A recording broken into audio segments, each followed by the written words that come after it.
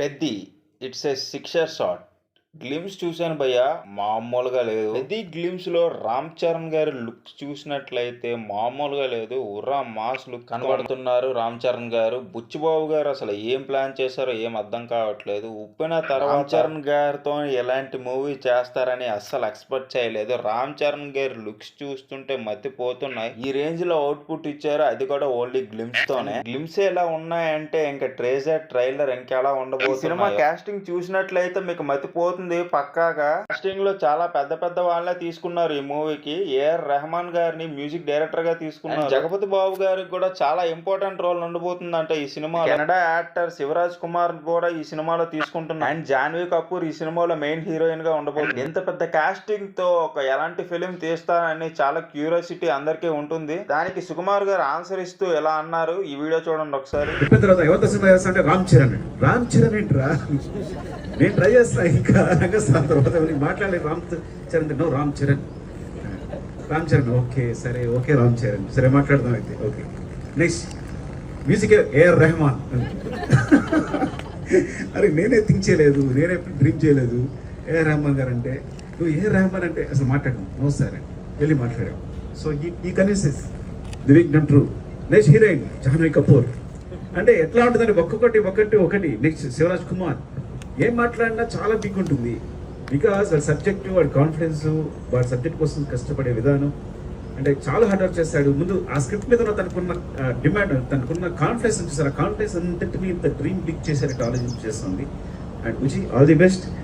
And darling Charan always. ఒక 7 years తర్వాత రంగస్థలం లాంటి సినిమాని ఇంకోటి తీసుకురాబోతున్నారని అర్థమవుతుంది. అండ్ అది కూడా మనకి సింపుల్ గా అర్థమైపోతుంది. రామ్ చరణ్ గారి లుక్స్ చూస్తుంటే ఉరా మాస్ లుక్స్ తో రామ్ చరణ్ గారు కనబడుతున్నారు. అండ్ కొంచెం ఈ గ్లిమ్స్ గురించి డీటెయిల్ గా మాట్లాడుకుందాం. అండ్ ఎస్పెషల్లీ ఫస్ట్ ఈ జెండాలు చూసుకున్నట్లయితే వీటి మీద విజయనగరం జిల్లా అని ఉంది. అండ్ అక్కడ ఏదైనా టోర్నమెంట్ జరగచ్చు. ఆ టోర్నమెంట్ లో మన రామ్ చరణ్ గారు అడుగు పెడుతున్నారు. చూడండి, ఈ షాట్ చూస్తే మీకు అర్థమవుతుంది. స్టేడియం లో క్రికెటర్ ఎలా అడుగు పెడితే అందరూ ఇలా విజిల్స్ వేస్తారో అలాగే రామ్ చరణ్ గారు అడుగు పెడుతుంటే అందరూ విజిల్స్ వెల్కమ్ చెప్తున్నట్టు అనిపిస్తుంది ఈ షాట్ పర్టికులర్ గా చూసినట్లయితే. ఆ బ్యాట్ ని వెనక నుంచి పట్టుకునే స్టైల్ చూస్తుంటే కొంచెం వెరైటీగా ఉంది. అండ్ ఇప్పుడు వరకు ఇలాంటి స్టైల్ ఎవరు తీసుకురాలేదు. రామ్ చరణ్ గారితో స్టార్ట్ అవబోతుంది అనిపిస్తుంది. బ్యాట్ పట్టుకున్నప్పుడు చూడొచ్చు, అండ్ ఇక్కడ బీడీ కాలుస్తున్నప్పుడు చూడొచ్చు. ఆ బీడీ కాలుస్తుంటూ ఈ లెఫ్ట్ క్లోజ్అప్ షాట్ చూస్తుంటే మతి పోతుందబ్బా. రామ్ చరణ్ గారు ఇప్పుడు వచ్చి ఇలాంటి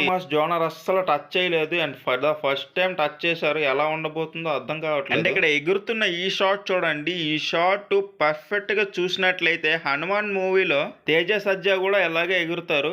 అండ్ మామూలుగా చెప్పాను అది. అండ్ ఈ బ్యాట్ పట్టుకున్న షాట్ చూడండి, రా అండ్ రస్టిక్ గా ఉంది. చేతిలో మట్టి మొత్తం బ్యాట్ కి చేతులకి రాసేసి ఇక్కడ చూసుకున్నట్లయితే ఆ బస్తాన్ని చింపేసి 2 ముక్కలు చేసి పట్టడానికి వెళ్తున్నట్టు అనిపిస్తుంది. ఎస్పెషల్లీ ఈ షాట్స్ చూస్తే మీకు మధ్యపోతుంది పక్కాగా.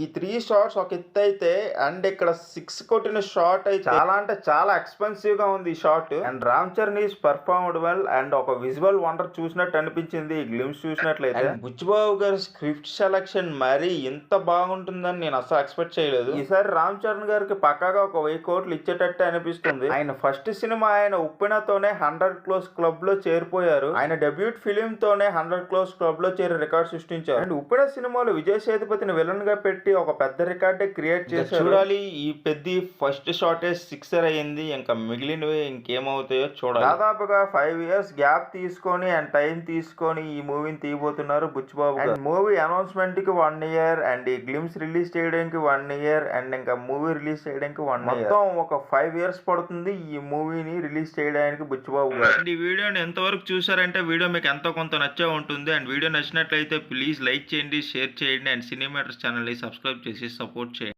And thank you for watching.